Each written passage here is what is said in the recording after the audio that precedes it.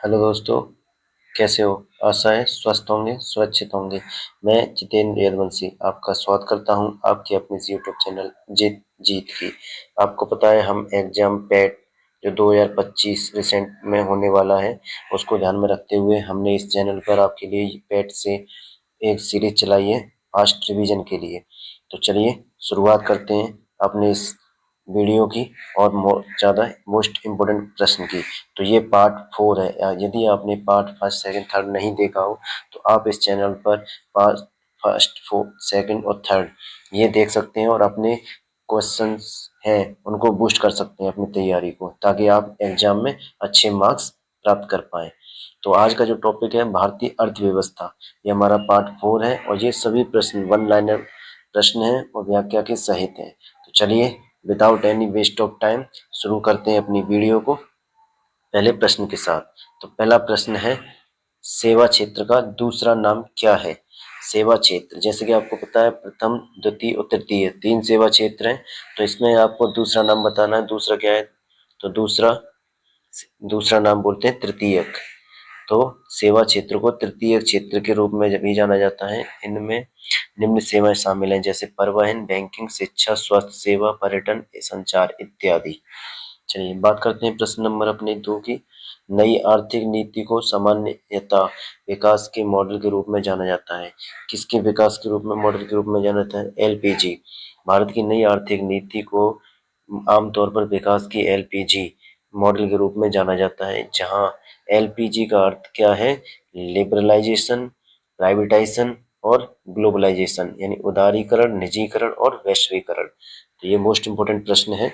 नई आर्थिक नीति को जो किस मॉडल के हिसाब से देखा जाता है? एलपीजी। यानी ये आपका पैट एग्जाम सन 2022 में आया है, तो इसलिए जितने भी प्रश्न करेंगे हम सभी वो प्रश्न करेंगे जो प्रीवियस ईयर क्वेश्चंस में आए हैं, ताकि आपको क्वेश्चंस का लेवल पता कर चल सके। चलिए बात करते हैं प्रश्न नंबर 3 की। प्रश्न नंबर 3, कोई भी कंपनी एक सरकारी कंपनी है यदि उसमें कम से कम कितने प्रदत्त पूंजी सरकार के अधिकार में होती है?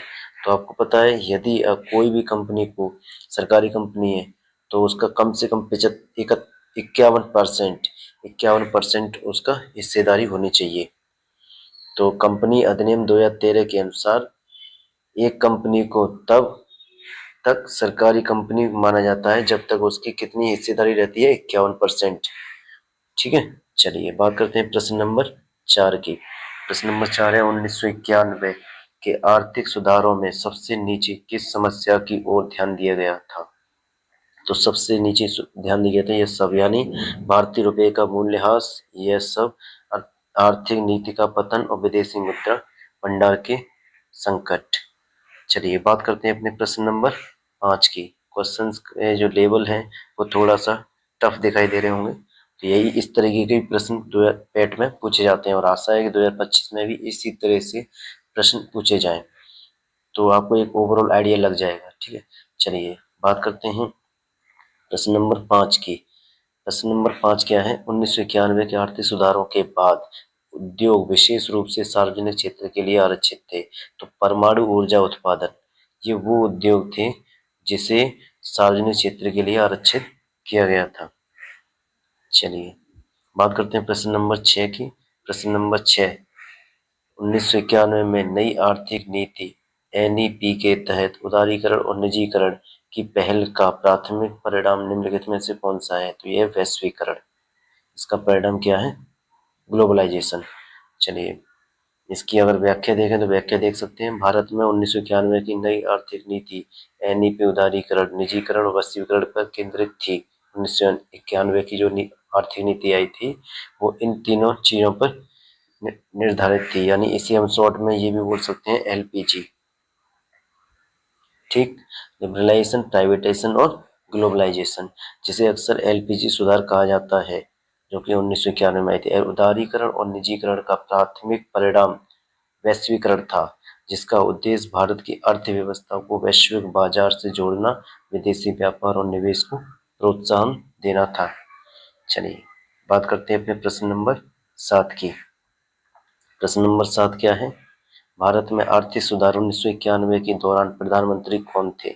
तो 1991 के दौरान प्रधानमंत्री कौन थे? तो ये हैं हमारे पीवी नरसिम्हा राव। 1991 के आर्थिक सुधारों की शुरुआत प्रधानमंत्री पीवी नरसिम्हा राव के नेतृत्व में की गई थी। उस समय वित्त मंत्री कौन थे? डॉक्टर मनमोहन सिंह जी, जिन्होंने सुधारों को आकार देने और लागू करने में महत्वपूर्ण भूमिका निभाई थी। चलिए बात करते हैं प्रश्न नंबर 8 की। निम्नलिखित में से कौन सा 1991 में नई आर्थिक नीति एनईपी के तहत संरचनात्मक समायोजन कार्यक्रमों का हिस्सा नहीं था? तो यह भुगतान संतुलन का समायोजन, यह एक एनईपी का हिस्सा नहीं था। चलिए बात करते हैं इसकी व्याख्या। तो व्याख्या क्या है? 1991 की नई आर्थिक नीति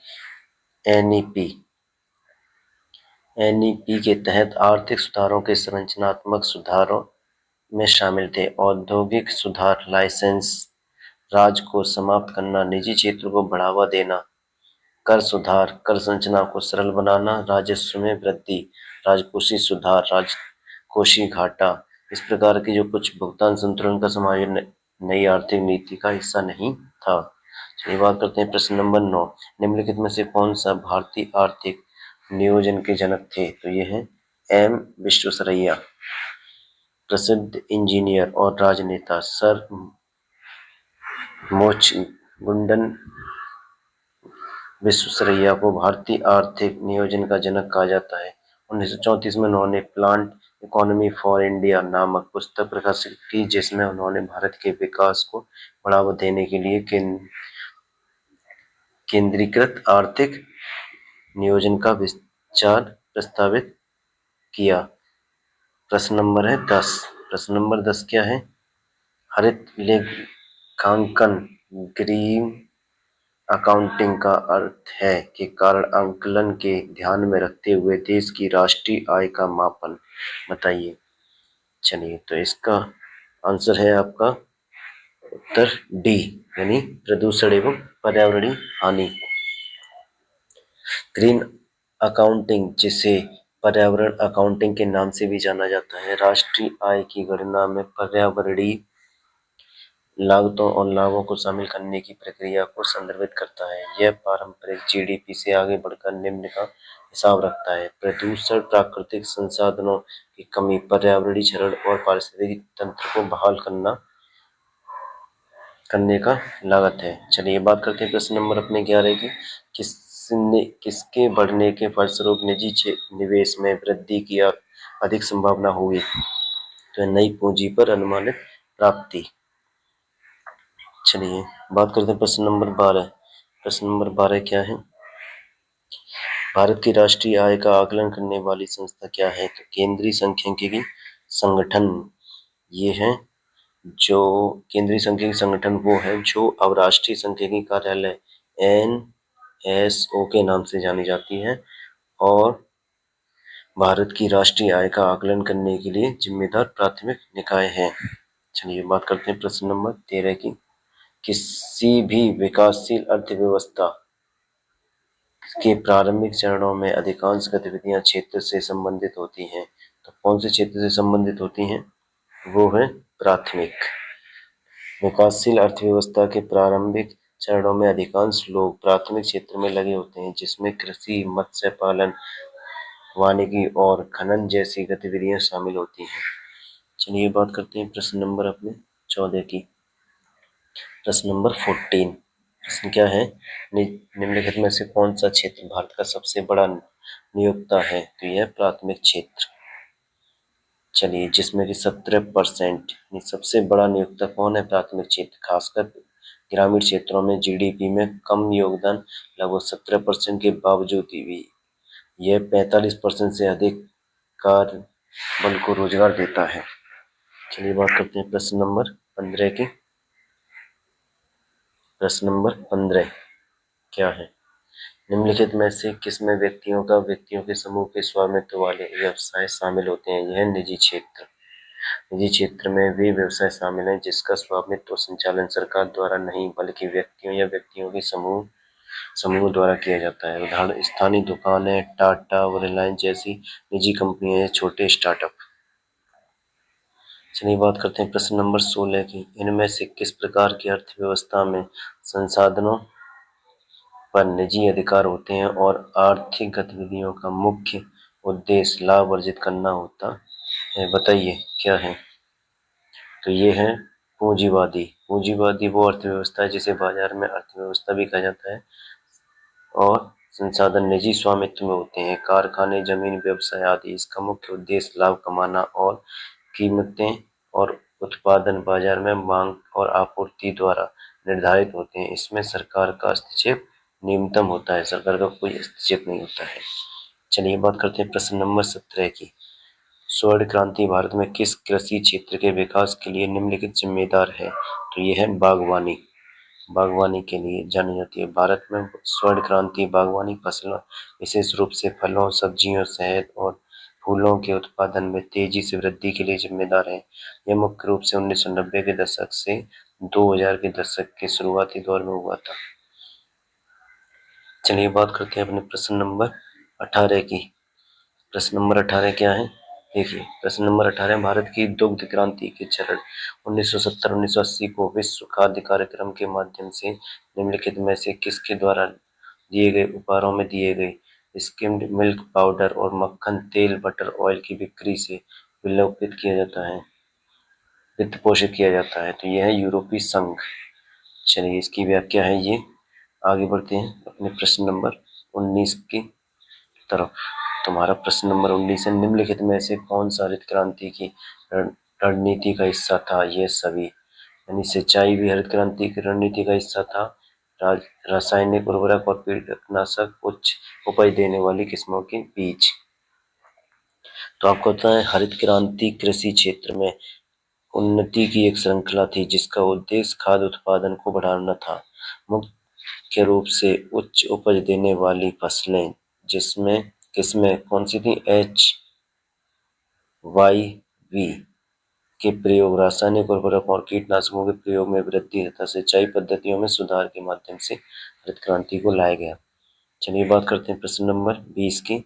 निम्नलिखित में से किस राज्य को हरित क्रांति के लिए भारत में आरंभ स्थल के रूप में चुना गया था? तो यह है पंजाब। पंजाब, भारत में हरित क्रांति की शुरुआत पंजाब से हुई थी। कहाँ से हुई थी? पंजाब से। हरित क्रांति का मुख्य उद्देश्य क्या था? HYV के बीजों को अपनाकर सिंचाई के बेहतर तरीकों और उर्वरकों के कीटनाशकों के इस्तेमाल के जरिए खाद्य उत्पादन बढ़ाना था हरित क्रांति। चलिए बात करते हैं अपने प्रश्न नंबर 21 की। प्रश्न नंबर 21 क्या है? प्रश्न नंबर 21 है, निम्नलिखित में से किसे भारत में हरित क्रांति के जनक के रूप में जाना जाता है? तो ये तो सिंपल और सरल है, MS स्वामीनाथन। MS स्वामीनाथन को हरित क्रांति के जनक के रूप में जाना जाता है। MS स्वामीनाथन को भारत में हरित क्रांति का जनक कहा जाता है। 1960 के दशक में उन्होंने वैज्ञानिकों के साथ मिलकर गेहूं और चावल की उपज देने वाली किस्में HYV और बेहतर कृषि पद्धतियों को पेश किया। इससे भारत को खाद्यान्न की कमी से लड़ने और खाद्यान्न उत्पादन में आत्मनिर्भर बनने में मदद मिली। बात करते हैं प्रश्न नंबर 22 की। भारत में श्वेत क्रांति के जनक के रूप में कौन जाना जाता है? तो श्वेत क्रांति के जनक के रूप में किसे जाना जाता है बताइए। तो ये है आपके डॉक्टर वर्गीस कुरियन। डॉक्टर वर्गीस कुरियन को भारत में श्वेत क्रांति के जनक के रूप में जाना जाता है। ऑपरेशन फ्लड के पीछे उनका योगदान था, जिसने भारत को दूध की कमी वाले देश से दुनिया के सबसे बड़े दूध उत्पादक देश में बदल दिया। चलिए हरित क्रांति के संदर्भ में प्रश्न नंबर 23, हरित क्रांति के संदर्भ में HYV बीज का क्या है जिन्हें चमत्कारी बीज भी कहा जाता है? तो यह है D, उच्च यानी high yield variety. High yield variety, H for high yield उपज देने वाले, और वैरायटी, ये वैरायटी है। चलिए बात करते हैं अपने प्रश्न नंबर 23 की थोड़ी व्याख्या देखते हैं। व्याख्या क्या है कि HYV बीज का मतलब है उच्च उपज वाली किस्में के बीज। ये हरित क्रांति का एक प्रमुख घटक थे जिसका उद्देश्य कृषि उत्पादन विशेष रूप से गेहूं और चावल को बढ़ाना था। इन बीजों को चमत्कारी बीज भी कहा जाता है क्योंकि ये प्रति हेक्टेयर अधिक फसल पैदा करते हैं, उर्वरकों और सिंचाई के लिए अच्छी प्रतिक्रिया देते हैं और पारंपरिक बीजों की तुलना में तेजी से बढ़ते हैं। चलिए बात करते हैं प्रश्न नंबर अपने 24 की तरफ बढ़ते हैं। प्रश्न नंबर 24 क्या है? अपने पहले चरण के दौरान ऑपरेशन फ्लड ने भारत के 18 प्रमुख दुग्ध रोड़ों को भारत के 4 दुग्ध शोधों को भारत के 4 प्रमुख महानगरीय शहरों में उपभोक्ताओं के साथ जोड़ा। निम्नलिखित में से कौन सा शहर इस ऑपरेशन का हिस्सा नहीं था? तो यह है बेंगलुरु। बेंगलुरु इस ऑपरेशन का हिस्सा नहीं था। अपने पहले चरण के दौरान ऑपरेशन फ्लड ने भारत के 18 प्रमुख दुग्ध शेडों को भारत के 4 प्रमुख महानगरों दिल्ली, बम्बई, कोलकाता और चेन्नई के उपभोक्ताओं से जोड़ा। बेंगलुरु इसका हिस्सा नहीं था। इसे श्वेत क्रांति के नाम से भी जाना जाता है। चलिए बात करते हैं प्रश्न नंबर 25 की। भारत की पंचवर्षीय योजना के किस संस्करण को गॉडगिल योजना के नाम से जाना जाता है? बताइए किस संस्करण को? तो यह तीसरा संस्करण, जो तीसरा संस्करण है उसको गॉडगिल योजना के नाम से जाना जाता है। तीसरा पंचवर्षीय योजना 1961 से 1966 को गॉडगिल योजना के नाम से भी जाना जाता है, जिसका नाम धनंजय रामचंद्र गॉडगिल के नाम पर रखा गया, जिन्होंने इसका मसौदा तैयार करने में महत्वपूर्ण भूमिका निभाई। चलिए बात करते हैं प्रश्न नंबर 26 की। प्रश्न नंबर 26 क्या है? भारत की पंचवर्षीय योजनाओं को अंतिम स्वीकृति निम्नलिखित में से किसके द्वारा दी गई थी? अंतिम स्वीकृति किसके द्वारा दी गई थी बताइए। तो ये आपका आंसर राष्ट्रीय विकास परिषद। तो अंतिम स्वीकृति राष्ट्रीय विकास परिषद। भारत में पंचवर्षीय योजना आयोग द्वारा तैयार की जाती थी और फिर अंतिम अनुमोदन के लिए राष्ट्रीय विकास परिषद एनडीसी की अनुमति के साथ ही ये लागू होती थी। कैबिनेट मंत्री, राज्यों के मुख्यमंत्री और योजना आयोग के सदस्य शामिल होते थे जिसमें कि। चलिए बात करते हैं प्रश्न नंबर अपने 27 की। प्रश्न नंबर 27 क्या है? स्थिरता के साथ विकास के उद्देश्य से निम्नलिखित में से कौन सी पंचवर्षीय योजना शुरू की गई थी? तो यह चौथी पंचवर्षीय योजना, जिसका उद्देश्य क्या था? स्थिरता के साथ विकास करना। विकास तो करना है लेकिन पर स्टेबिलिटी के साथ विकास करना है। बहुत बढ़िया। चलो इसकी व्याख्या देखते हैं। व्याख्या में क्या है कि चौथी जो पंचवर्षीय योजना थी 1969 से 1974 के बीच थी आपकी चौथी पंचवर्षीय योजना। ठीक है। इसका उद्देश्य क्या था? इसका उद्देश्य पहले तो स्थिरता के साथ विकास करना था, उद्देश्य पर ध्यान केंद्रित किया और आत्मनिर्भरता को प्राथमिकता देकर आर्थिक असंतुलन को दूर करने का लक्ष्य रखा। बात करते हैं प्रश्न नंबर 28 की। 11वीं पंचवर्षीय योजना की अवधि क्या थी? तो ये सन 2007 से लेके 2012 तक। ये कौन सी पंचवर्षीय योजना थी? ये थी आपकी 11वीं। चलिए बात करते हैं 11वीं पंचवर्षीय योजना में अवधि के दौरान क्रियान्वित की गई क्या? इसका विषय था तेज और अधिक समावेशी विकास को बढ़ावा देना। इसका उद्देश्य गरीबी और असमानता को कम करना, शिक्षा और स्वास्थ्य सेवाओं में सुधार करना और सतत विकास को बढ़ावा देना था। चलिए बात करते हैं प्रश्न नंबर 29 की। प्रश्न नंबर 29 क्या है? पंचवर्षीय योजना के किस संस्करण का उद्देश्य खाद्यान्न उत्पादन में तेजी लाना, रोजगार के अवसर बढ़ाना और खाद्य कार्य उत्पादकता पर ध्यान केंद्रित करते हुए उत्पादकता बढ़ाना था? तो यह 7वीं पंचवर्षीय योजना खाद्य कार्य और उत्पादकता इसका विषय था। ठीक है, विषय पर केंद्रित थी। इस योजना का उद्देश्य समावेशी विकास था और इसमें औद्योगिक विकास के साथ साथ कृषि, रोजगार, सामाजिक न्याय के महत्व पर जोर दिया गया।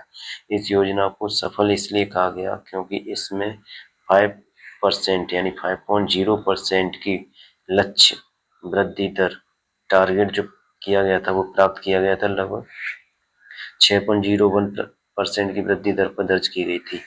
एक्सपेक्टेड 5% की वृद्धि थी लेकिन प्राप्त कितना हुआ? 6.0%। तो इसलिए ये योजना सफल मानी गई थी, यानी सातवीं जो पंचवर्षीय योजना थी वो एक तरीके से सफल देखी गई। चलिए बात करते हैं प्रश्न नंबर 30 की। योजना आयोग के अंतिम उपाध्यक्ष थे कौन थे? योजना आयोग के अंतिम उपाध्यक्ष कौन थे बताइए। तो ये हैं योजना आयोग के अंतिम उपाध्यक्ष थे श्री मोंटेक सिंह अहलूवालिया। तो श्री मोंटेक सिंह अहलूवालिया भारत के योजना आयोग के अंतिम उपाध्यक्ष थे। सन 2004 से 14 तक इस पद पर रहे। 14 में योजना आयोग को भंग कर दिया गया और 1 जनवरी 2015 यानी 1 जनवरी 2015 से क्या हुआ, इसको योजना आयोग, इसका जो पहले नाम था योजना आयोग, उसको क्या कर दिया गया, उसको इस नाम से हटाकर नीति आयोग बना दिया गया। ठीक, नीति आयोग। तो बहुत बढ़िया। चलिए बात करते हैं अपने प्रश्न नंबर 31 की। निम्नलिखित में से कौन सा डिपॉजिटरी संस्थान एक प्रकार का नहीं है? डिपॉजिटरी संस्थान नहीं है। तो यह है अपना आंसर नाबार्ड। नाबार्ड संस्था एक वित्तीय संगठन है जो जनता से जमा स्वीकार करता है, जबकि नाबार्ड राष्ट्रीय कृषि और ग्रामीण विकास बैंक मुख्य रूप से ग्रामीण विकास के लिए ऋण और पुनर्वित्त प्रदान करने पर केंद्रित है। यह एक डिपॉजिटरी संस्था नहीं है। चलिए बात करते हैं प्रश्न नंबर 32 की। बैंकों के राष्ट्रीयकरण के प्रथम चरण के दौरान किस बैंक का राष्ट्रीयकरण नहीं किया गया था? तो विजया बैंक, इसका राष्ट्रीयकरण नहीं किया गया था, नेशनलाइजेशन नहीं किया गया था। व्याख्या देखें, विजया बैंक का राष्ट्रीयकरण पहले चरण में नहीं बल्कि दूसरे चरण में हुआ 1980 में 96 बैंकों के साथ किया गया। भारत में बैंकों का राष्ट्रीयकरण पहला चरण कब किया गया? 19 जुलाई 1969 को हुआ, जब 14 प्रमुख वाणिज्यिक बैंकों का राष्ट्रीयकरण किया गया था। बात करते हैं प्रश्न नंबर 33 की। निम्नलिखित में से कौन एक वाणिज्यिक बैंक नहीं है? तो यह सिडनी एक वाणिज्यिक बैंक नहीं है। व्याख्या देखें, भारतीय लघु उद्योग विकास बैंक एक विशेष बैंक है जो छोटे छोटे मध्यम उद्यमों एमएसएमई को वित्तीय सहायता प्रदान करने पर केंद्रित है। यह एक आमतौर पर जनता से जमा स्वीकार नहीं करती, जो कि एक वाणिज्यिक बैंक की एक प्रमुख विशेषता है। कमर्शियल बैंक क्या करती हैं? जनता से जमा स्वीकार करती हैं, जबकि यह जो सिडनी है ये कोई जनता से जमा स्वीकार नहीं करती हैं। चलिए बात करते हैं question number 34। Wearable ATS cards और ऑफलाइन यूपीआई किस कंपनी द्वारा लॉन्च किया गया? तो ऑनलाइन जो यूपीआई था किस कंपनी द्वारा लॉन्च किया गया? वियरेबल एटीएम कार्ड और यूपीआई। तो ये एस मनी ने पहनने योग्य एटीएम कार्ड और ऑफलाइन यूपीआई भुगतान पेश किया। पहले एस मनी नाम की जो कंपनी थी उसने सबसे पहले पेश किया, जिससे उपयोगकर्ता बिल ना किसी भौतिक कार्ड या इंटरनेट कनेक्शन के लेन देन कर सकते हैं। यह तकनीक सुरक्षित लेन देन की सुविधा के लिए एनएफसी नियर फील्ड कम्युनिकेशन का उपयोग करती है। चलिए बात करते हैं प्रश्न नंबर 35 की। प्रश्न नंबर 35 क्या है? देखिए प्रश्न नंबर 35 खालिस्तानी है। कृषि तथा ग्रामीण क्षेत्रों का वित्त पोषण करने वाली एक केंद्रीय शीर्ष संस्था है। तो बताइए क्या है? नाबार्ड। नाबार्ड का मतलब है राष्ट्रीय कृषि और ग्रामीण विकास बैंक। यह भारत की सर्वोत्तम संस्था है जो कृषि विकास, ग्रामीण बुनियादी ढांचे और स्वयं सहायता समूह और ग्रामीण ऋण संस्थान के लिए वित्तीय सहायता, नीति मार्गदर्शन और निगरानी सहायता प्रदान करती है। बात करते हैं अपने प्रश्न नंबर 36 की। 1969 में कितनी प्रमुख निजी बैंकों का राष्ट्रीयकरण किया गया था? बताइए 1969 में कितनी बैंकों का राष्ट्रीयकरण किया गया था? तो यह 14 बैंक। 1969 में भारत सरकार ने 14 प्रमुख बैंकों का राष्ट्रीयकरण किया गया, इस निजी बैंकों का। इस कदम से बैंकिंग को ग्रामीण और कृषि, लघु उद्योग और गरीबी उन्मूलन जैसे प्राथमिकता वाले क्षेत्रों तक लाया गया। चलिए बात करते हैं अपने प्रश्न नंबर 37 की। निम्नलिखित में से किस अधिनियम ने बैंकों के राष्ट्रीयकरण के लिए शर्तें निर्धारित की? तो ये है ए, बैंकिंग कंपनियां उपक्रमों का अधिग्रहण और हस्तांतरण अधिनियम 1970। चलिए बात करते हैं, इसकी व्याख्या देखते हैं थोड़ा सा। व्याख्या क्या है? बैंकिंग कंपनियों उपक्रमों का अधिग्रहण और हस्तांतरण अधिनियम 1970 वह कानून है जिसने भारत में बैंकों के राष्ट्रीयकरण के लिए कानूनी ढांचा तैयार किया और निजी क्षेत्र बैंकों के स्वामित्व को केंद्र सरकार की हस्तांतरित करने में सक्षम बनाया। अब बात करते हैं प्रश्न नंबर 38। राष्ट्रीय बैंक प्रबंधन संस्थान NIBM की स्थापना 1969 में निम्नलिखित में से किसके द्वारा भारत सरकार के परामर्श से बैंक प्रबंधन में अनुसंधान, प्रशिक्षण, शिक्षा और परामर्श के लिए एक स्वायत्त शीर्ष संस्थान के रूप में की गई थी? तो बताइए इसका आंसर क्या है? तो इसका आंसर है आपका option B, Reserve Bank of India. राष्ट्रीय प्रबंधन संस्थान NIBM की स्थापना 1969 में भारतीय रिजर्व बैंक द्वारा भारत सरकार के परामर्श से की गई थी। NIBM को कभी कभी भारतीय बैंकिंग प्रणाली का थिंक टैंक भी कहा जाता है। किसको? NIBM को थिंक टैंक भी बोला जाता है। चलिए आगे बात करते हैं। यह एक स्वायत्त शीर्ष संस्थान है जो बैंकिंग और वित्त अनुसंधान, वरिष्ठ और मध्यम स्तर के बैंकों को प्रशिक्षण एवं बैंकों और वित्तीय संस्थानों के लिए परामर्श जैसी गतिविधियों पर ध्यान केंद्रित करती है। कौन? RBI, भारतीय रिजर्व बैंक ऑफ इंडिया। चलिए बात करते हैं प्रश्न नंबर 39 की।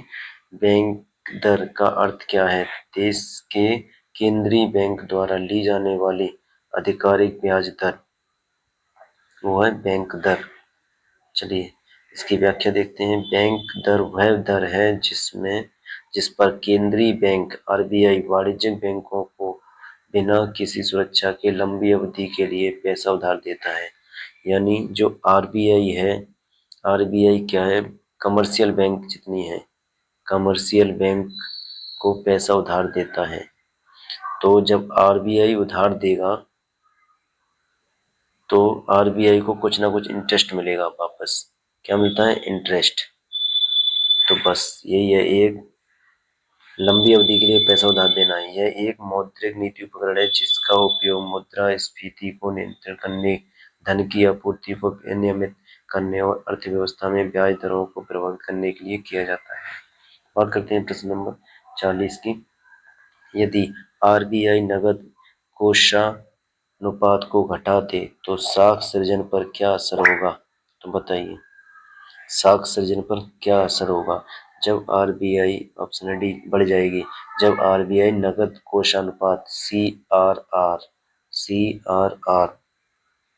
कम करता है, अगर यदि CRR को कम कर दे RBI तो बैंकों को RBI के पास कम पैसा रखना पड़ेगा। तो यानी जो बैंक हैं, यदि CRR कम हो जाएगा तो जो बैंक हैं, बैंकों को क्या है? बैंकों को RBI के पास कम पैसा रखना पड़ेगा।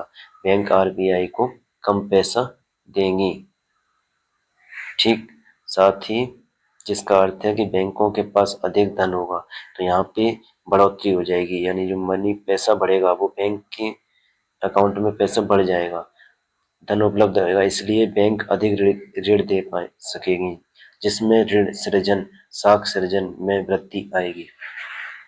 तो मतलब साफ है, यदि CRR यदि कम होगी, जिसको RBI डिसाइड करता है, यदि CRR कम हो गया तो बैंकों के पास अपना फंड इकट्ठा करने की क्षमता बढ़ जाएगी और वहीं RBI को इंटरेस्ट कम देना पड़ेगा।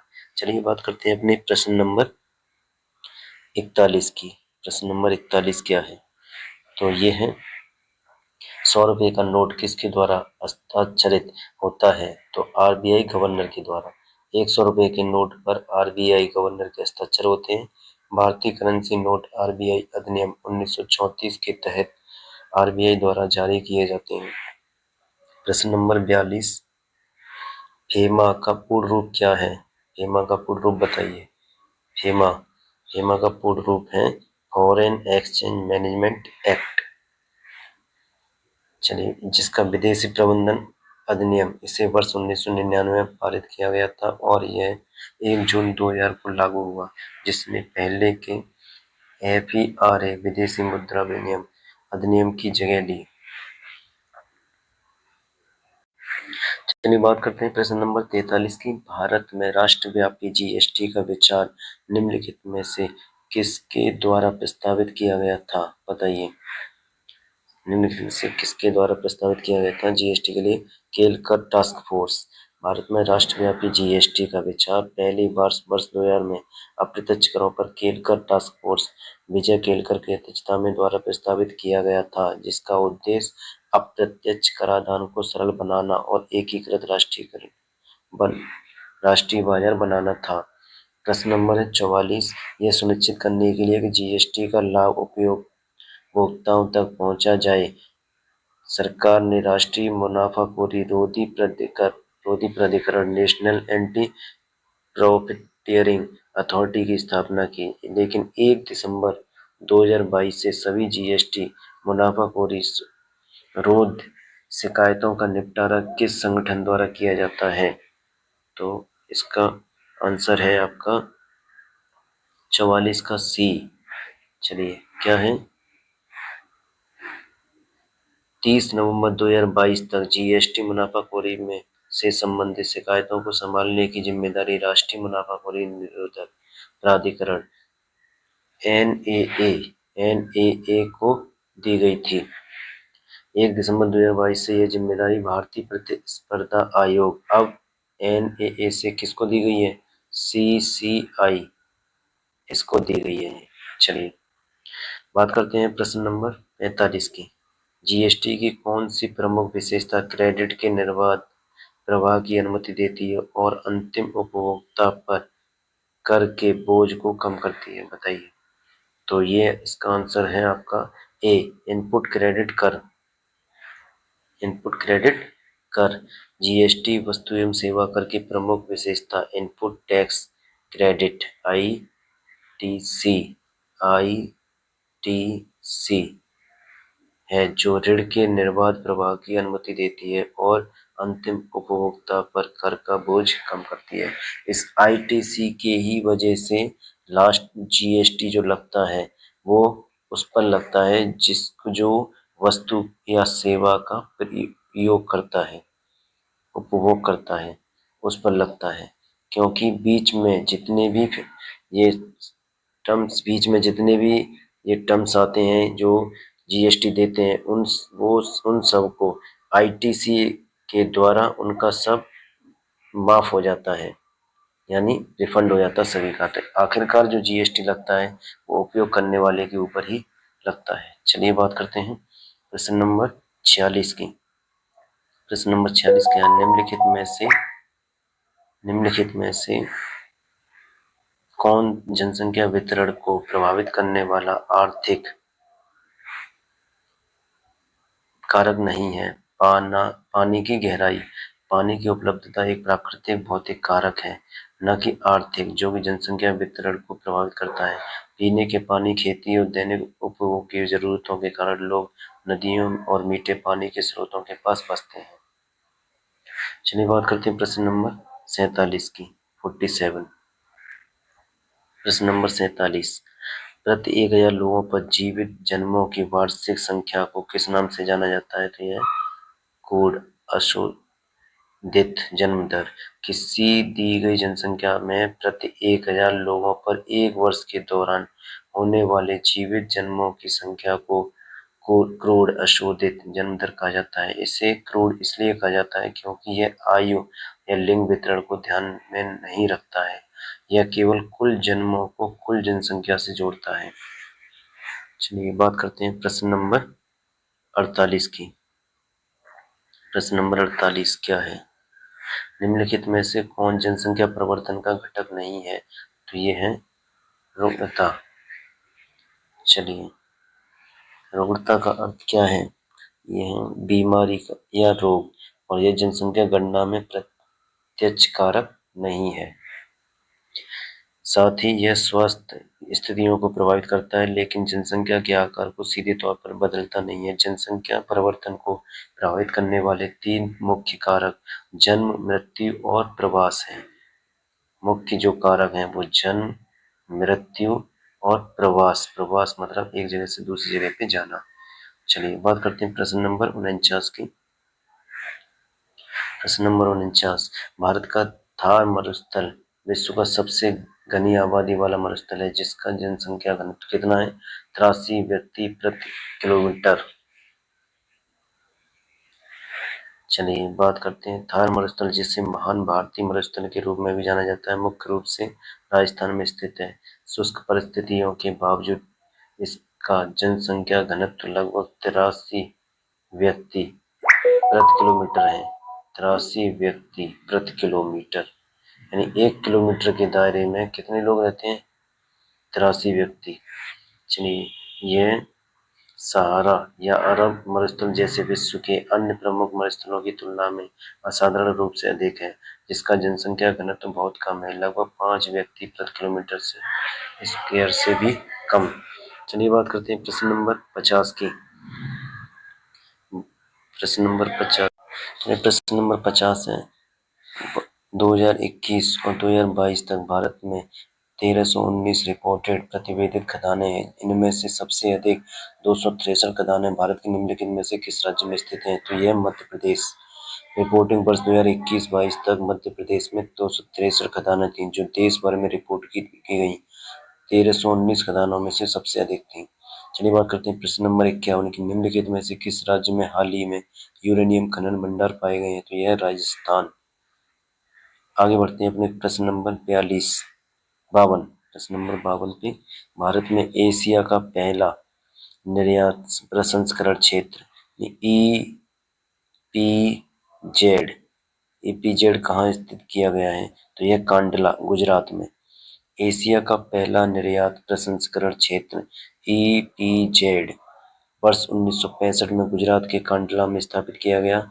ईपीजेड यानी एक्सपोर्ट प्रोसेसिंग जोन एक विशेष रूप से नामित क्षेत्र है, जिसका उद्देश्य है निर्यात को बढ़ावा देना, कर लाभ जैसे प्रोत्साहन प्रदान करना और निर्यात उन्मुख उद्योगों के लिए बुनियादी ढांचा समर्थन सुनिश्चित करना। चलिए बात करते हैं प्रश्न नंबर 53 की। समान पारिश्रमिक अधिनियम 1976 के किस अध्याय चैप्टर में पुरुष और महिला श्रमिकों को समान दरों पर पारिश्रमिक का भुगतान और अन्य मामले शामिल हैं?